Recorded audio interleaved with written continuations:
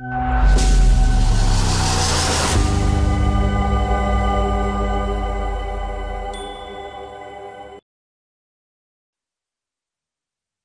भारत माता की,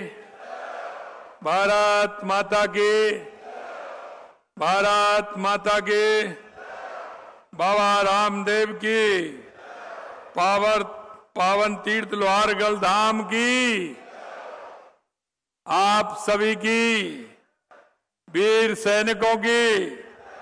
मेहनती किसानों की, भामाशाहों की, मातृ शक्ति की, आज के इस कर्म भूमि से मातृभूमि जल संचय के इस कार्यक्रम में मंच पर विराजमान केंद्रीय जल शक्ति मंत्री के जिनका कि पूरे देश के अंदर जल जीवन मिशन और जल संचय को लेकर के जो अभियान चल रहा है और राजस्थान के 40,000 गांवों में जल संचय जन भागीदारी के माध्यम से जो राजस्थान का भला करने वाले ऐसे हमारे जल शक्ति मंत्री CR पाटिल जी का जोरदार ताली बजा करके आप सभी स्वागत और अभिनंदन करें। हमारे प्रभारी झुंझुनू जिले के सामाजिक न्याय अधिकारिता विभाग के मंत्री भाई अविनाश गहलोत जी, कैबिनेट मंत्री जल स्वास्थ्य अभियान विभाग कन्हैयालाल चौधरी जी, हमारी झुंझुनू की जिला प्रमुख पार्टी की जिला अध्यक्ष भाई हर्षिनी कुलहरी जी, हमारे विधायक खेतड़ी धर्मपाल गुर्जर जी, विधायक झुंझुनू राजेंद्र भामू जी, विधायक दोन गोवर्धन वर्मा जी, प्रदेश की महामंत्री पूर्व सांसद संतोष अहलावत जी, प्रदेश के उपाध्यक्ष मुकेश दादी जी, हमारे बोर्ड के चेयरमैन भाई रामगोपाल सुधार जी, ओबीसी आयोग के सदस्य पवन मांडविया जी, पूर्व सांसद झुंझुनू नरेंद्र खीचड़ जी,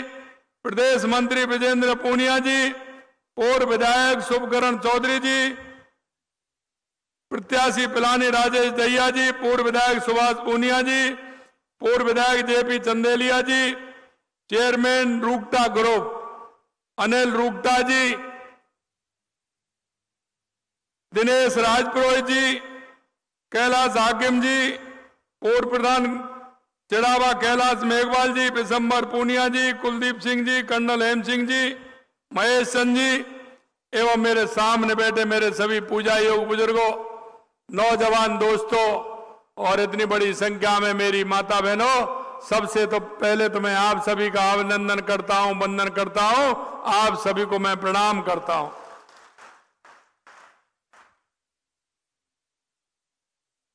क्योंकि आज आपने देख लिया,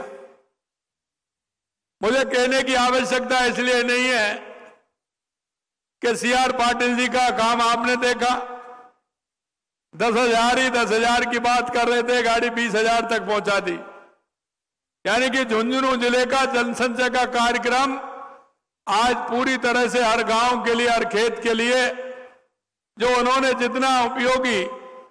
क्योंकि मुझे पता है मैं 8 तारीख को सूरत था,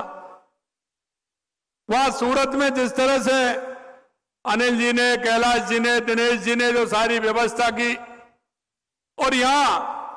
अनिल जी ने जिस तरह से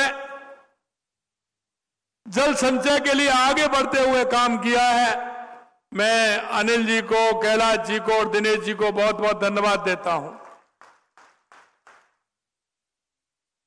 क्योंकि जब मैं पहली बार यमुना समझौते के लिए CR पाटिल जी के साथ जब मैं दफ्तर में गया दिल्ली, आपने हरियाणा के मुख्यमंत्री और मुझे दोनों को बुला रखा था, लेकिन मुझे यह पता नहीं था, क्योंकि हम तो यमुना समझौते के MOU के लिए गए थे। लेकिन आपको एक बात आज मैं बताना चाहता हूं, मेरे से कहा कि आपके साथ एक मीटिंग और होनी है, लेकिन उस मीटिंग को मेरे को बताया नहीं कि मीटिंग क्या होनी है। जब हमारा यमुना समझौता का MOU हो गया, उसके बाद एक दूसरे कमरे में 20-25 लोगों के साथ मेरी मीटिंग कराई। मैंने कहा ये लोग कौन हैं? कि ये राजस्थान के लोग हैं जो गुजरात के अंदर, सूरत के अंदर, बॉम्बे के अंदर, जो या तो ये स्वयं गए या इनके पूर्वज यहां से गए हैं, और उन्होंने अपने कर्म से, अपने मेहनत से जो अपनी एक वहां काम किया है, और उसमें इन सभी को मैं लेकर के आया हूं। आपके साथ मीटिंग है। हम राजस्थान के 40,000 गांव में जल संचय का कार्यक्रम करना चाहते हैं, काम करना चाहते हैं कि जिससे कि हमारा पानी जमीन में उतर सके। जल संचय जन भागीदारी देश के यशस्वी प्रधानमंत्री नरेंद्र मोदी जी का सबसे अच्छा जो प्रोजेक्ट है, यह प्रोजेक्ट की शुरुआत आपने वहां से की, और फिर आपने मेरे को बताया कि इस तरह से कार्यक्रम होने वाला है। हम 4-5 मुख्यमंत्रियों को सूरत बुलाया, और सूरत बुला करके वो काम किया। और आप ताजुब करेंगे, मेरे को 40,000 गांव की सूची आपने मेरे को दी कि 40,000 गांव में जहां आवश्यकता होती है वो पानी बह करके जाता है, किसी नाले में जाता है, नाले से किसी नदी में जाता है, नदी के माध्यम से सागर में पहुंच जाता है। उस पानी को हमें, खेत के पानी को खेत में, गांव के पानी को गांव में रोक करके राजस्थान की पानी को जमीन में उतार करके मां के किसानों को और आमजन को फायदा देना है, यह इन्होंने मां कहा। मित्रों, मैं आपको यह भी कहना चाहता हूं कि जिस तरह से देश के यशस्वी प्रधानमंत्री नरेंद्र मोदी जी ने लगातार कर्म भूमि से मातृभूमि जल संचय जन भागीदारी का जो ये कार्यक्रम किया है, आपने देखा होगा। बता रहे थे कि मेरे को उसके बाद बॉम्बे में बुलाया कि वहां के जो लोग हैं, कुछ व्यापारी हैं, 100 करोड़ रुपए खर्च करना चाहते हैं। मैं वहां गया, पाटिल साहब भी आए, सबरी पूरी टीम को लेकर के।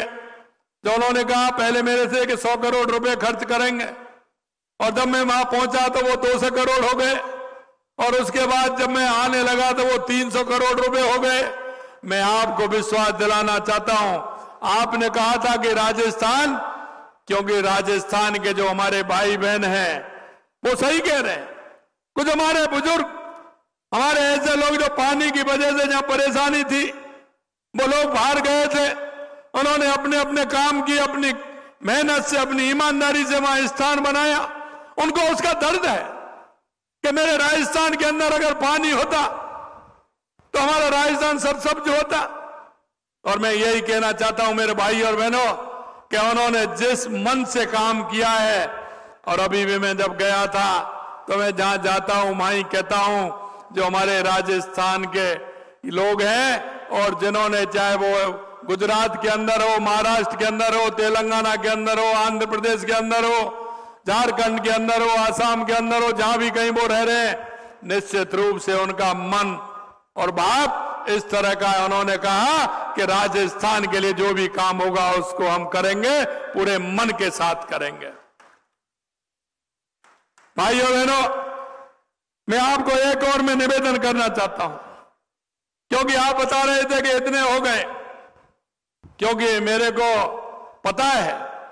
कि वहां के लोगों ने, किसी ने एक मशीन की कीमत 1-1, 1.5, 2-2 करोड़ रुपए, लेकिन वहां के उन लोगों ने मशीन लेकर के राजस्थान के अंदर भेजी। कम से कम 15-20 मशीन यहां चल रही है। बड़े बड़े 300 फुट के, 400 फुट के, 500 फुट के ट्यूबवेल उन्होंने किए हैं, क्योंकि कुछ एरिया हमारा ऐसा है जहां नीचे जमीन में पत्थर है, पहाड़ आ जाते हैं, तो उसके लिए बड़ी मशीन काम करती है। मैंने कहा कि जब मैंने उनसे पूछा कि कितने हो गए, तो उन्होंने पिछले दिनों में 10-12 हजार ट्यूबवेल खोद करके उन्होंने बड़ी बड़ी मशीनों से काम किया है। जो हमारे छोटे स्ट्रक्चर बनाने का काम हुआ है वो बहुत बड़ी संख्या में हुआ है। क्योंकि उसमें गड्ढा खोद करके उसमें बूटे डाल करके और उनको बनाने का काम किया है। खेत में जहां भी आवश्यकता है वो काम बड़ी संख्या में हुआ है। उनकी संख्या लगभग 4 लाख के बराबर, 4 लाख के लगभग है।